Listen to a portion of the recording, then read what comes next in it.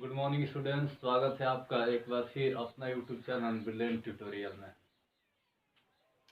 चलिए तो आज के वीडियो में हम लोग शुरू करते हैं डाई हैलो एल्केन। पिछले वीडियो में हमने पढ़ा था di halo alkane. Di halo alkane किसे कहते हैं, डाई हैलो एल्केन के प्रकार और कुछ इसके भौतिक गुणों का हमने अध्ययन किया था।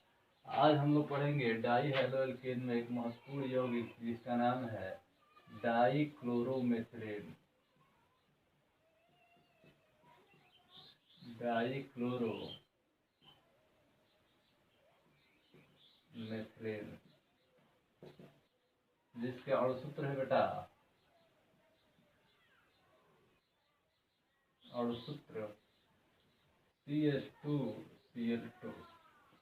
ठीक है बेटा, इसका आईपीसी नाम लिखेंगे तो ये हो जाएगा 1 डाई क्लोरो और कार्बनिक के लिए क्या लिखेंगे, मेथेन। तो डाईक्लोरोमेथेन या 1 डाईक्लोरोमेथेन क्या होगा, इसका आईपीसी नाम होगा। ठीक है बेटा, कॉमन नेम डाईक्लोरोमेथिलीन। CH2 का नाम क्या होता है, मेथिलीन, और दो के लिए क्या आएंगे, डाईक्लोरोमेथिलीन। अणुसूत्र ये हो गया। संरचना सूत्र बनाओगे तो इधर हो जाएगा CHHCl। CD हो गया इसका स्ट्रक्चर। अब बेटा इसमें हम लोग पढ़ेंगे कि डाईक्लोरोमेथिलीन को कैसे बनाया जाता है। डाईक्लोरोमेथिलीन को कैसे बनाया जाता है, ठीक है। इसमें हेडिंग बना लो डाईक्लोरोमेथिलीन बनाने की विधियां, और इसमें हेडिंग है पहला हमारा मेथेन के क्लोरीनीकरण द्वारा।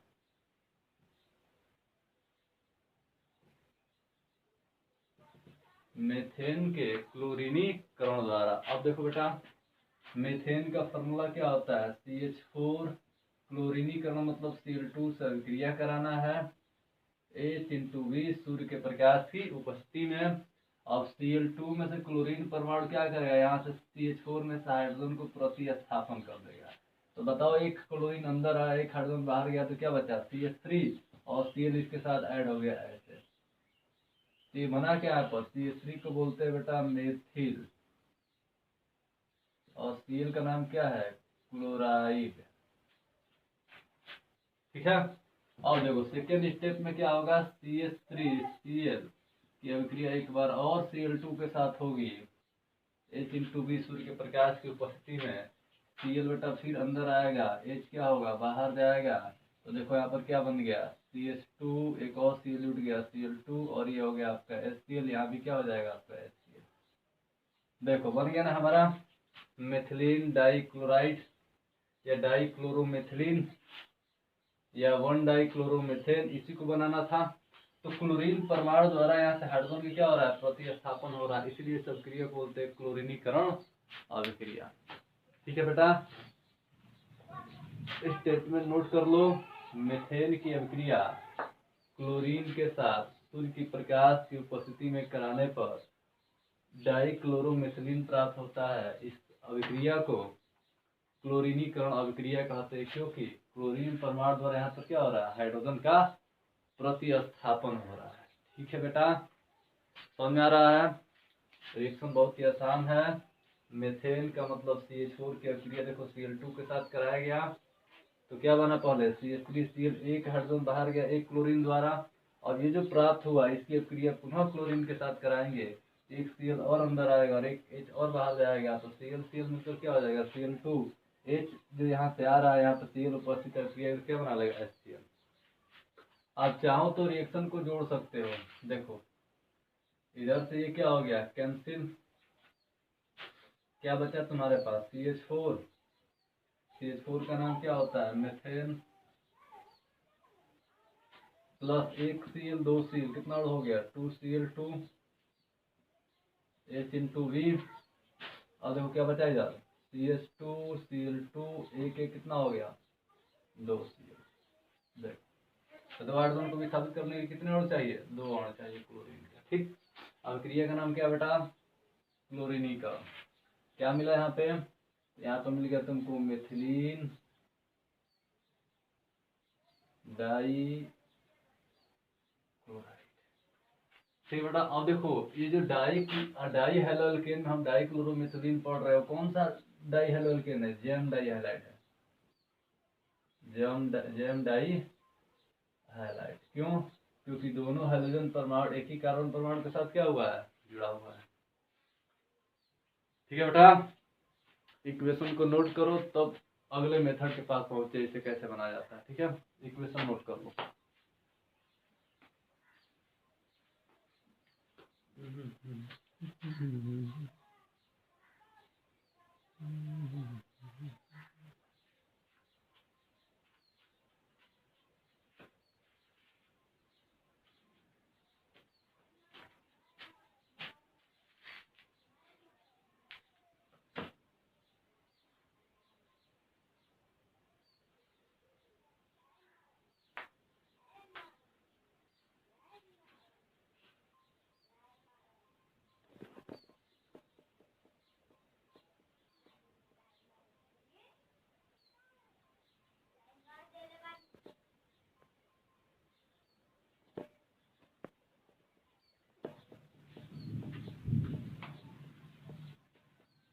बनाने की विधि में अगला हेडिंग है बेटा, फॉर्मल्डिहाइड पर PCl5 की क्रिया द्वारा। PCl5 का मतलब होता है बेटा फास्फोरस पेंटाक्लोराइड।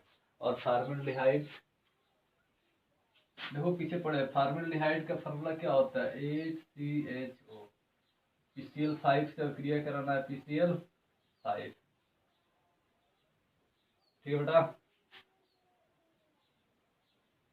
ये देखो क्या बनाना है हमको? CH2Cl2 लिख देते हैं यहाँ पे, CH2Cl2 प्लस का POCl3, इसको बोलते हैं फास्फोरिल क्लोराइड। चलो आप समझते हैं, SCH को हम ऐसे लिख सकते हैं, CHH डबल बॉन्ड O, ये है आपका फॉर्मल्डिहाइड, जिसका आईपीएसी नाम होता है मेथेनॉल। ठीक, PCl5 को बेटा हम ऐसे लिख सकते हैं, PCl3 ऐसे इंटू Cl2। अब देखो PCl3 को हम इस O के साथ बाहर निकाल देंगे बेटा, तो क्या हो जाएगा? POCl3।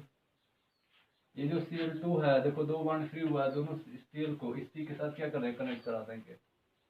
देखो H Cl Cl बन गया तुम्हारा क्या? डाइक्लोरोमेथिलीन या डाइक्लोरोमेथिल। इसी को बनाना था। रिएक्शन यहाँ पे आपको समझ में आ गया होगा। चलिए स्टेटमेंट नोट कर लीजिए। फॉर्मल्डिहाइड की अभिक्रिया फास्फोरस पेंटाक्लोराइड के साथ कराने पर डाइक्लोरोमेथिलीन प्राप्त होता है। फॉर्मल्डिहाइड की अभिक्रिया फास्फोरस पेंटाक्लोराइड के साथ कराने पर डाइक्लोरोमेथिलीन प्राप्त होता है। CH2Cl2 क्या होता है? प्राप्त होता है। फॉर्मल्डिहाइड का फॉर्मूला क्या होता है? HCHO। आईपीएसी में लिखेंगे तो कार्बनिक के लिए मेथ एन और CHO के लिए क्या हो जाएगा? मेथेनॉल। ठीक है, इस तरह से हमने क्या किया? डाइक्लोरोमेथिलीन बनाने की विधियों का अध्ययन कर लिया। ठीक है, आगे हम लोग पढ़ेंगे इसका गुण। गुण में क्या होता है? पहला भौतिक। तब तक इसको नोट कर लो।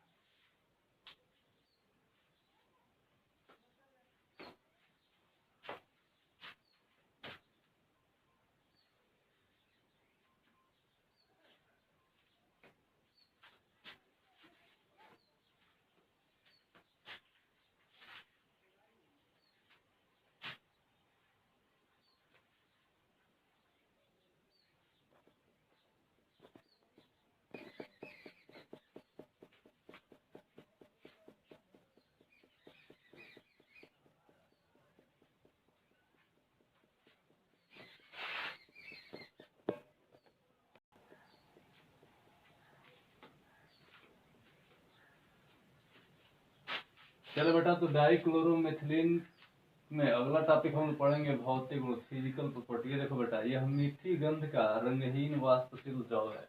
इसका गंध क्या होता है बेटा? मीठा होता है, रंगहीन है, अर्थात इसका अपना कोई रंग नहीं होता है, वाष्पशील द्रव है। इसको हम वायु के संपर्क में रखेंगे तो वाष्पशील अवस्था में क्या हो जाएगा? कन्वर्ट हो जाएगा। ठीक है बेटा, इसका क्वथनांक 40 डिग्री सेंटीग्रेड होता है। बीपी मतलब वॉल्यूम। 40 डिग्री सेंटीग्रेड टेम्परेचर जब इसको देंगे तो द्रव अवस्था से क्या हो जाएगा बेटा, गैस अवस्था में परिवर्तित हो जाएगा। ठीक है, तो ये है बेटा इसका भौतिक गुण। आ रही बात समझ में। इधर इसका है उपयोग। देखो इसका उपयोग विलायक के रूप में पेंट हटाने में किया जाता है। पेंट, जैसे मान लो ये रॉड है, रॉड के ऊपर हमने क्या किया, पेंट लगा दिया है।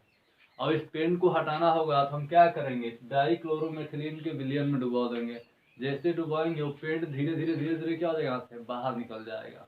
अरे बात समझ में। तो पेंट को हटाने में इसका उपयोग किया था। अब देखो धातुओं के सफाई में विलायक के रूप में किया जाता है। धातु के ऊपर जो रस्टिंग का प्रोसेस होता है, जो जंग वगैरह लगता है, उस जंग को अगर हटाना होगा तो हम क्या करेंगे, फिर उसी बात वो क्या करेंगे, इसके विलयन के अंदर इस धातु को हम डुबा देंगे और जो जंग होगा धीरे धीरे क्या हो जाएगा, समाप्त हो जाएगा। तो विलायक के रूप में ये कार्य करता है। बहुत सारी चीजों में इसका उपयोग क्या होता है, विलायक के रूप में किया जाता है। ठीक है, तो ये हो गया बेटा इसका भौतिक गुण, ये हो गया इसका उपयोग। ये टॉपिक यहीं पर क्या हो गया, डाई हैलोएल्केन का जो टॉपिक था बेटा समाप्त हो गया।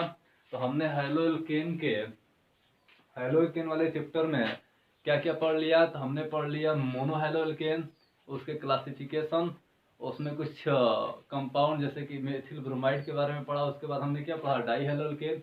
अब हमारा अगला टॉपिक होगा बेटा ट्राई हैलोएल्केन, उसके बाद टेट्रा हैलोएल्केन, उसके बाद आपका हैलोएल्केन क्या हो जाएगा, समाप्त हो जाएगा। ठीक है बेटा।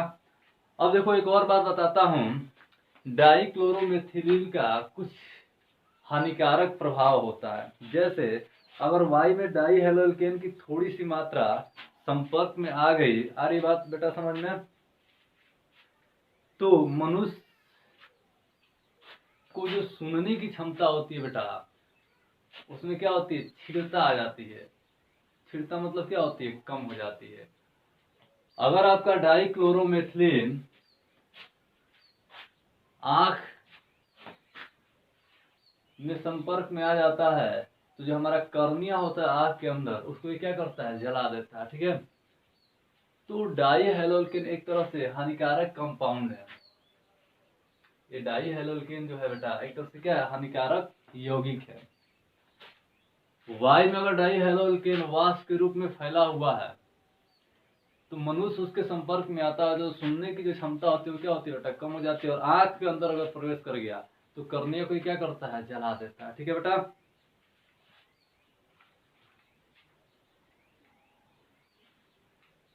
अगर और एक बात है, अगर ये स्किन से टच होता है, डाइक्लोरोमेथिलीन जो होता है ना, स्किन मतलब त्वचा के संपर्क में आता है तो त्वचा में क्या होता है, जलन महसूस होता है।